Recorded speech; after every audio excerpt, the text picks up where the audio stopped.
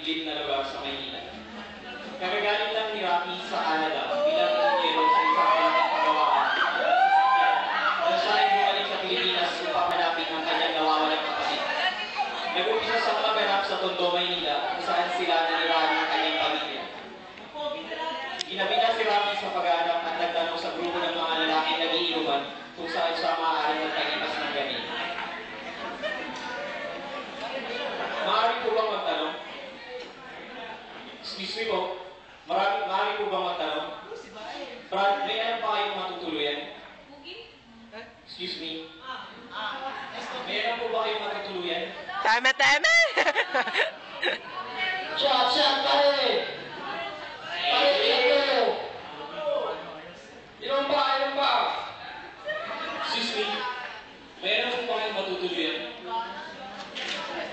Shit! Ano ba ang problema mo, pare? Sorry, hindi ko sinasadya. Tignan mo nangyari sa t-shirt ko! Wala naman po nakasama yan. Shit, pare! Tangan na natin!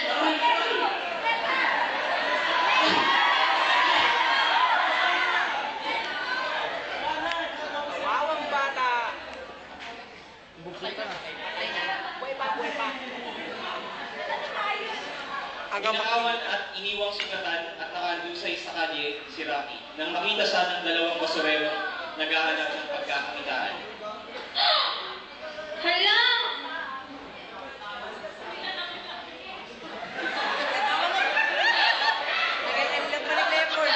Hala! May lalaki!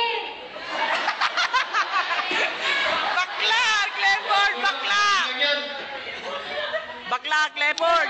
Tulungan natin!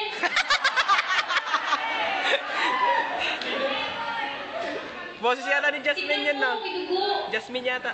Oo nga! Iyo!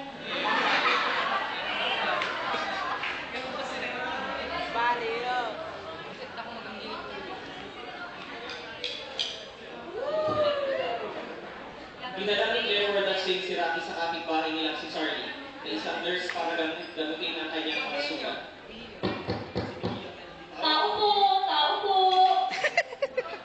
Babae ni Clifford. Tao po! Ano pong kailangan nila? Pukis! Tao po! Tulangan gani na kami dyan. Pukis kayo dyan. Yeah.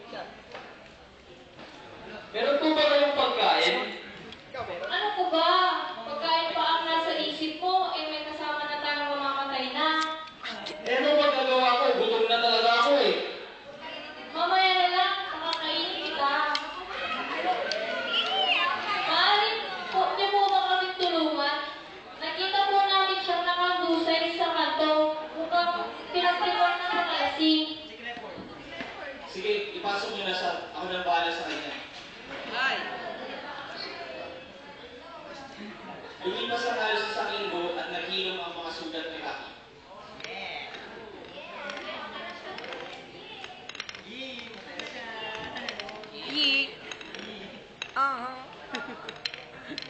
Yeah!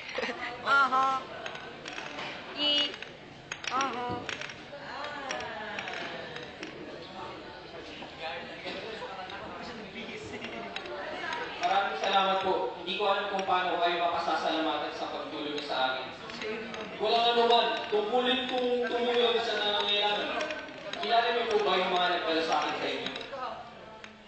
Oo. Sina Shanong at Clifford. Saan ko po ba sila matatagpuan? Mga basurero sila. Baka nasa likod na sila ng kanji, namamasura, o kaya nandun sa may gilid. Ganun po ba? Salamat. May iba lang po ako. May kilala ba kayong Saint Mark Viloria? Siya po kasi nawawala ang kapatid. Ay, sandali. Hindi ko pala sila kilala. Sorry. Sige po, maraming salamat na lang. Hindi ko po kayo makakalimutan. Alis na po ako. Sige, walang anuman. Dalhin ang bottle tank. Hinalang ni Rocky ang dalawang basurerong tumulong sa kanya. Nagtanong-tanong siya hanggang sa... Kilala niyo po ba si Shanong at Clifford?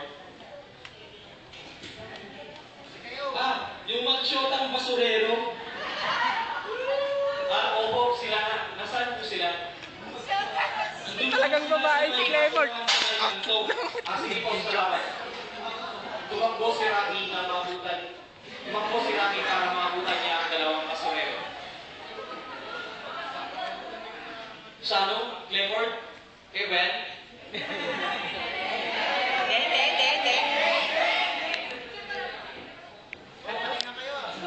Pating nga.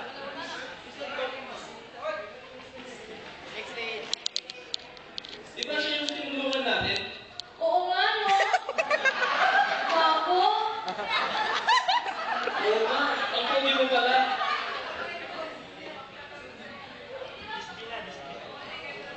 Party yun. Sano at Clifford, ang tagal ko kayong hinanap. Maraming salamat sa pagtulong niyo at pagligtas sa akin. Walang anuman yun.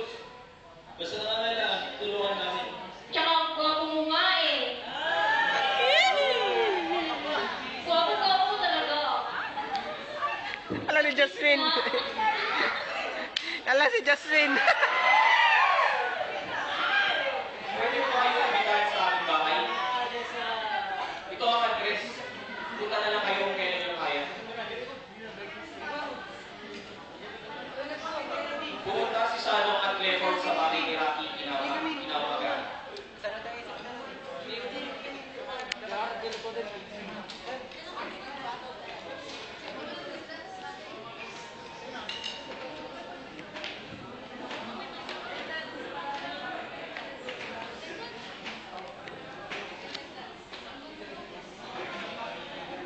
Wala na.